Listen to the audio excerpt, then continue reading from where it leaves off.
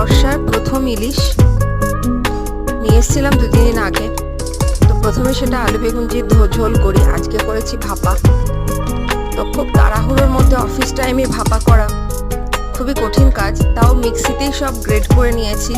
সর্ষে, লঙ্কা, টমেটো, একটু পেঁয়াজ, একটু রসুন সব দিয়ে গ্রেড করে নিয়ে একেবারে একটা টিফিন বক্সের মধ্যে মাছগুলো দিয়ে, তার আগে একটু সর্ষের তেল দিয়ে নিয়েছি টিফিন বক্সের মধ্যে, তার মধ্যে মাছগুলো দিয়ে, কাঁচা মাছগুলো দিয়ে, তার উপরে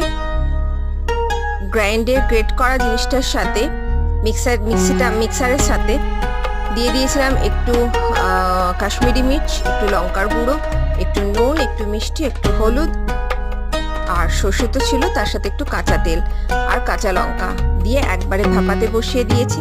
তো চলে এসছে পাতে ভাপা ইলিশ। আমার কর্তামশাই খেয়ে